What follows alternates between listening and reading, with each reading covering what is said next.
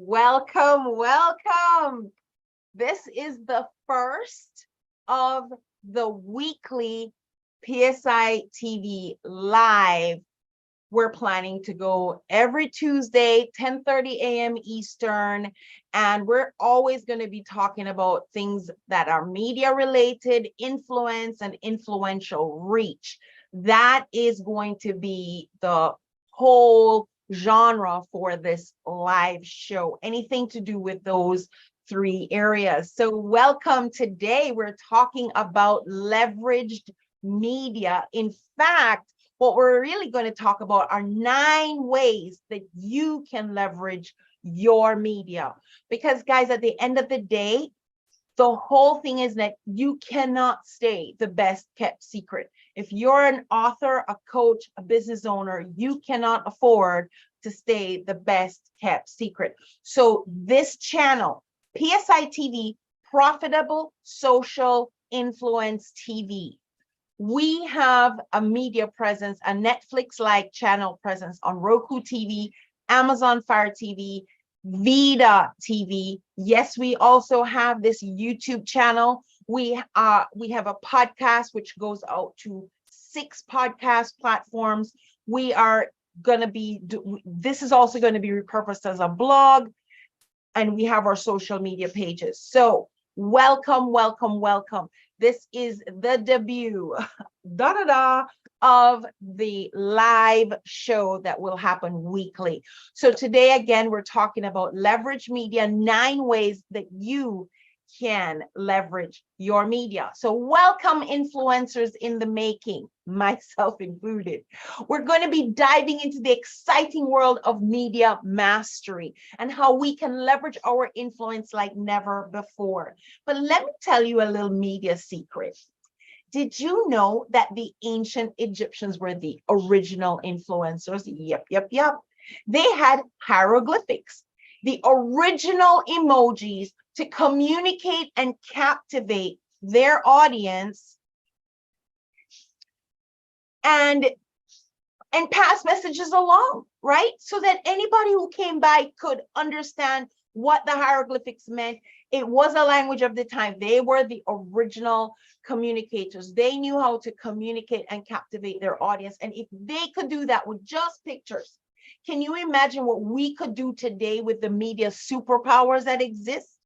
So grab your virtual spotlight and let's unlock your inner influencer together. You ready? Let's go.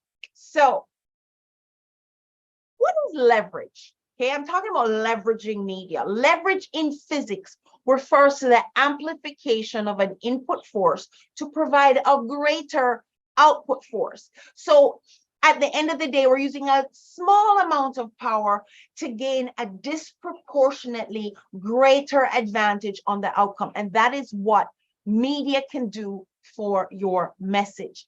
That is what media can do for your message. Let me just go back and make sure.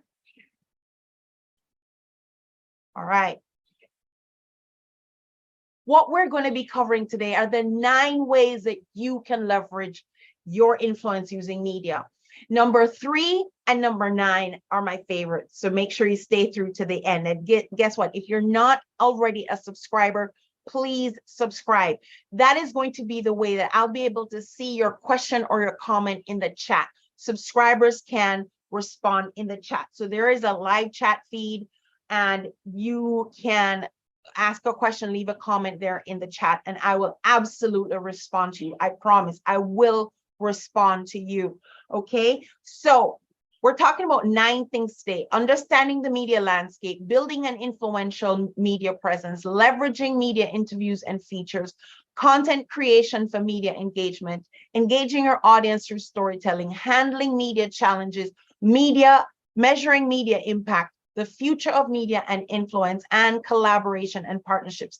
Guys, if you just look at even these 9 things, they are independent video topics of their own, if you really think about it. So I am going to be diving in and just quickly going over all of these because ultimately I'm likely to parse out these topics and go deeper into them in different videos in the future. All right. So let's talk about understanding the media landscape. So when we talk about that, you have to, if you already know there are many media platforms. You know, we have TV, radio, and newspapers, but we also have digital media. We have social media, we have podcasts, we have blogs, and so forth. You have to decide, what are you making the media content for? Because it does make a difference. One of the most frustrating things that I find is that when I make a video, if I want to post it on Instagram, there's so much work to repurpose that content to fit the Instagram window. Because if I take this same video and throw it up on Instagram, it's going to chop it in half. So you have to understand the media landscape that you are dealing with. It does matter. Also, when you're talking about understanding the media landscape, you have to know the audience that goes to that media. So if you are trying to target the wealthy, for example, maybe you're going to try to appear in Highs Nobility magazine. You can tell I don't read that one, right? I'm not in that income bracket yet. The other thing is, if you're trying to target the skater community, then you might want to have a piece in Concrete Wave magazine. But if you are hoping to reach a 30 to 60-year-olds who have an income of 75,000 or more, then maybe you want to be on PSI TV. You have to understand the media landscape and prepare accordingly, because honestly, there's almost no point taking some of this content to children. Although if you will think about it, a lot of older celebrities do show up on shows like Sesame Street. Why do you think they do that? Because they understand the media and they understand the media landscape. They want to have continuity in their message, so they're reaching out in unique ways to different audience segments. So if you're trying to reach a younger audience with a message that's traditionally for an older population, then you have to find that third grade level voice for the content. So understand the media, understand the landscape, understand the target that they serve, and prepare accordingly. Next, building that influence media presence. Guys, listen. If I Google you, what am I going to find? I encourage you to Google me. And I'll tell you, years ago, I had this blog that had gained serious traction. And I had gotten an Alexa score that finally dropped below the 100,000 mark. So I was really having a significant traction on Google. That blog got hacked and there was no recovering it. And I really got depressed and kind of just stayed away off of media for a while because I was just so disappointed. But you know what? If anyone else has ever had an experience like that, I'm going to tell you, you're not really starting over from scratch. You're starting over from experience. But the point is, we do really need to have that media presence, because even if people know you in real life, they want to have you in person on a stage, they're still going to Google you. If you're going to buy a car, you're going to Google it and you're going to look up the information. Today's audience is an educated audience. And if they cannot find something about you on YouTube, if you have not YouTube, if you don't have a digital footprint, they're going to have, unless they know you personally, it's going to be harder for them to trust you. So what media does for us, it gives us an opportunity to reach an extended audience, a cold audience that has never heard of us before, probably will never meet us in person, and yet still have a way for them to know, like, and trust us. So you do want to have that strong digital footprint. And then that footprint, that message needs to be in alignment with your content, with your message. It needs to be in alignment. For example, I used to post on my personal page, just, you know, a lot of my personal diet, my fitness routines and so forth. And then I had a girlfriend, we're talking, and she said she just bought life insurance for her husband. I'm like, I sell life insurance. She said, girl, I didn't know that's what you did. Why? Because my messages were not in alignment. Well, to be honest, I did have a business page and it was there, but there was nothing on my personal page that even let her knew what I did. So I, just for reference point, guys, I had a financial service business and I went to media to get that message out, which is what I'm encouraging you to do. Then I just love the media space so much. And then voila, here we have PSI TV. So you want to make sure that not only do you have that strong digital presence, but your messages are in alignment with your brand. Okay, so those pieces serve you. The next thing is that this is one of my favorites. You want to leverage media interviews and features. Why is this one of my favorites? Because we interview people, we interview authors, coaches, and business owners on PSI TV. Okay, so this is why this is one of my favorites. And I have had clients repurpose our interviews to make significant money. So when you do an interview, it's not just that you did the interview and the exposure to that market. You should be leveraging that media in multiple ways. Should push that show out to different platforms. Also, one of my clients, for example, which is a great idea, which I share with you today, he took the video of being on TV. So not only what could he say, as seen on TV, or what as seen on TV is a brand itself, but he was on TV. But also he used the video content to prime the pump. He was sending our interview to his prospects because I was talking about him. I was elevating his brand.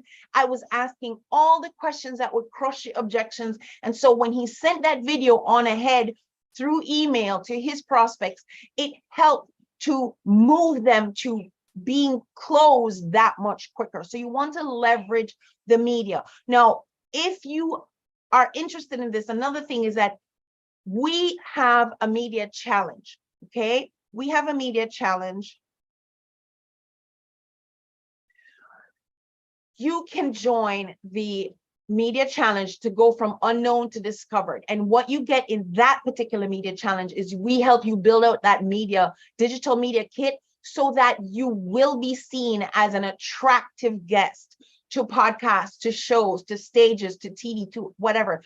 I can't tell you how many people try to pitch their show to me, their interview to me, and I'm just like, dude, I can't find you on the internet, and your pitch is very self-serving. It's just, so we teach you how you walk away from this experience with a digital media kit that is definitely going to qualify you for being on PSI TV, but is likely to be much better than what you had before and make you more attractive to shows and other platforms. So you want to make sure that you have visibility across multiple platforms. Guys, there are some platforms that we will have a dominant presence on. Like my primary platform is television, but I had to repent of my feelings about YouTube because YouTube was free. I didn't value it as much. But honestly, YouTube is a powerful presence. So you do want to make sure that you have you have increased visibility across multiple platforms so that you can access as broad an audience as possible.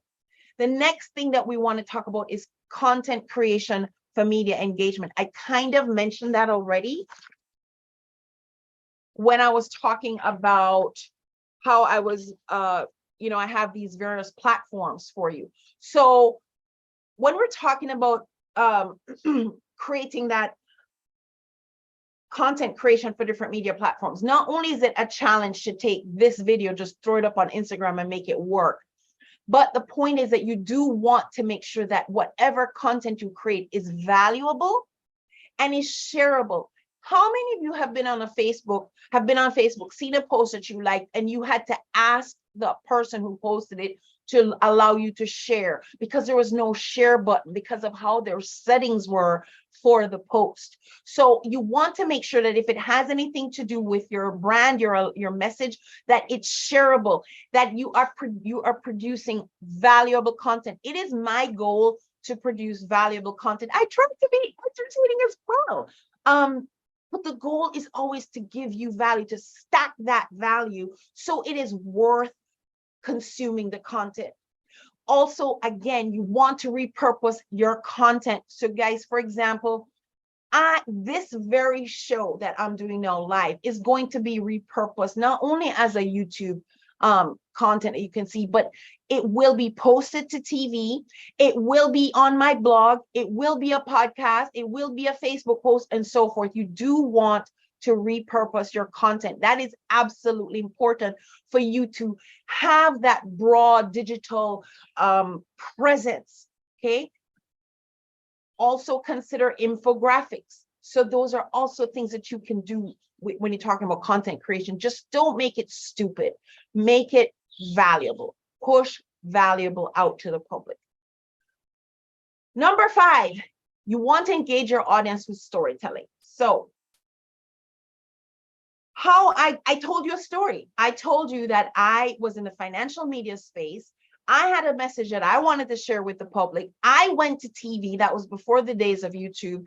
And I started to get a media presence. That media presence led to me loving media. And here I am, voila, I'm on PSI TV. You want to engage your audience through storytelling. And one powerful, emotional, impactful way of doing storytelling is through the hero's journey framework. Now, I'm not going to teach you the hero's journey framework, but in a nutshell, it was popularized by Joseph Campbell, and it's been used in countless myths, movies, books, where we follow a protagonist, the hero of the story, as they encounter different adventures and challenges, and then they undergo a personal transformation. Like me, I started in the financial space, and here I am now, a TV producer and host.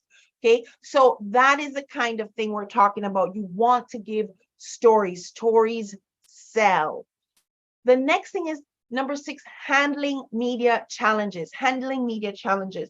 So let me show you this. So this was this PSI TV testimonial from Mark Golden.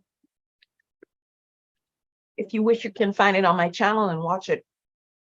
Mark was giving me a testimonial for having been on TV. In fact, he's the one I mentioned that repurposed the TV interview, sent it out to his prospects to prime the pump. And if you watch that video, he'll tell you he's made over $300,000 through the use of that social proof. But when I posted that video, somebody commented, and the comment was, so the Geico cave woman, me, is doing interviews with the missing link, Mark. And I want to tell you, it's not really visible here. Let me see if I can go back. This video has over 3,000 views. But when this person posted this, I had 67 views at the time. Now, I can't say for that the negative, hateful comment, influenced this, but I want to tell you those 2,000 plus views came almost within days of this negative post. So haters are actually helpful, but the point is handling the media challenge. Once you do appear in media, which is one of the fears that a lot of my guests have, is like putting themselves out there is kind of scary. It is kind of scary. It took me a while to get to just be willing to be on video and to just accept how I look. Okay, I'm not, a lot of times I think I'm too fat, my hair isn't right, my makeup's not right, blah, blah, blah. But so there is going to be the media challenge, one of just being willing to be on media, handling the negative feedback, answering the snarky interviewer. There are snarky interviewers. A lot of celebrities get them, and they want to dig into a not so nice portion of their past when they're there to promote a new movie. So you'll get the snarky interviewer. Another big challenge that a lot of people have is even getting invited to media in the first place. So how are you going to handle those media challenges? I want to tell you that if you join our media challenge, you will get the tool that makes getting on those platforms easier. So that's one thing there. The next one, number 7, is measuring media impact. That's important. A lot of people aren't doing that. How do I know? Because when people apply to be on PSI TV, I ask them about their media presence. Now, it's okay when people come to PSI TV and don't currently have a media presence. Some of them have less than 100 followers on Facebook, guys. This is the state of the nation, but that's okay.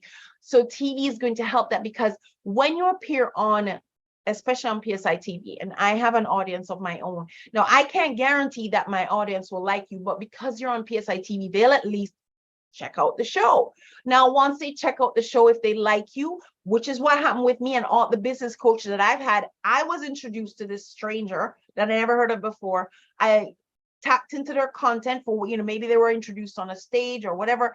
And then I liked what they did and I Googled the heck out of them. And then I ended up, that's my business coach that I have now, Dr. Marigold, and he's my business coach. I never heard of him before.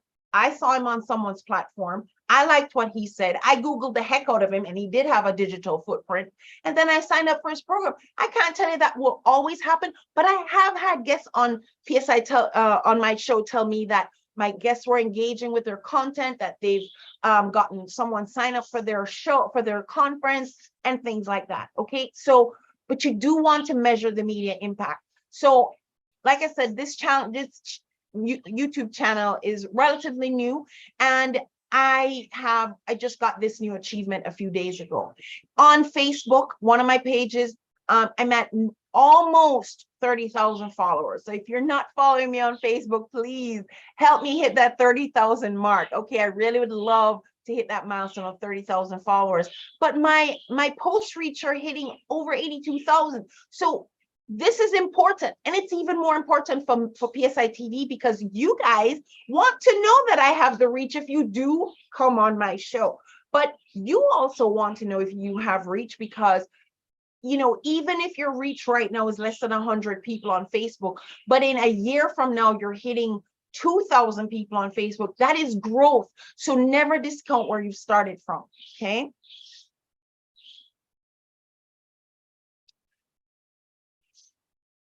We're wrapping up shortly. The future of media and influence. Now, PSI TV sits on Roku, Amazon Fire, Vita TV. But I started on cable TV. Cable TV is now a dinosaur. And some of you are old enough to remember the days where television was black and white, and it had 2 or 3 shows, and it was done by 9 o'clock at night. TV has been evolving. TV is continuing to evolve.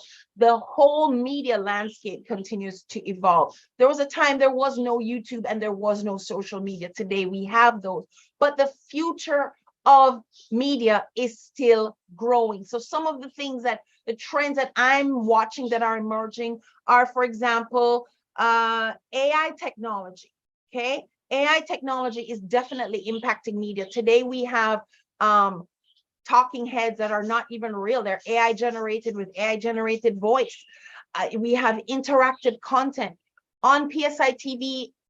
Depending on the package that our guests pick, you can have if you're selling a book, for example, your book sale can happen right on the channel. We have a way to create interactive content.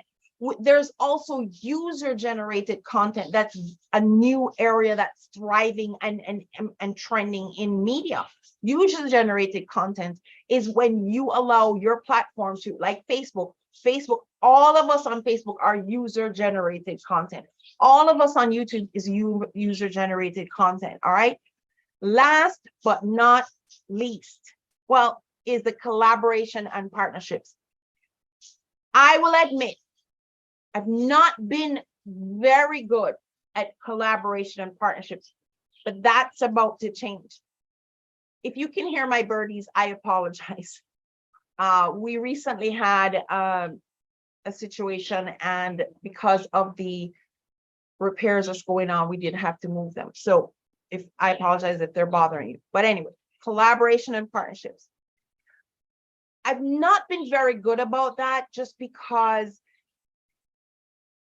I'm Christian, and when it comes to, so PSI TV is its own brand, but I have another channel, guys. So I have a channel called The Bible on Business, and that's really where I started. I started in the finance space, and my book, The Bible on Business, was a bestseller. I had other bestsellers, and that content was shared on another YouTube channel, which I did not optimize because I was just throwing videos up there. But the point was being Christian and having a very, you know, I'm very locked into my faith, and I'm not going to share that stage with someone else that has a different brand alignment or doesn't share that belief system.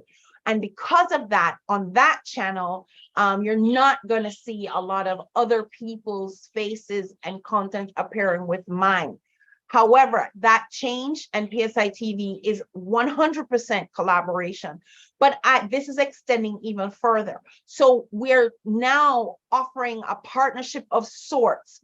If you have a podcast that is at least a year old, has a minimum of 24 podcast shows, and you have a YouTube presence, we're calling for a partnership because PSI TV wants to know who these podcasters are. We're both in the same business where we're interviewing guests and allowing them to have an expanded reach to our audience. And what was happening with me is that when I interviewed a guest, they would ask me, Trudy, where else can I go? What next? And even though I do promote 2 particular podcast directories, and I shared that with them, they were like, well, a lot of those podcasters in that directory are a waste of time. They're startups. They have no experience. They don't know what they're doing. And so I decided to create a collaboration with podcasters who have a clue. So if you're one of those, definitely reach out to me, because I am creating a short list so that I can share that short list with my guests as their what next. Okay. So that's it for today. We are right up on 11 a.m. So thank you so much for joining me today on our debut, the first official live show for PSI TV, our weekly show that we're committing to bring to you every Tuesday at 10:30 a.m. Eastern. Thank you so much. And I'm super simple to find. Like, comment, share, subscribe. And I do look forward to connecting with you.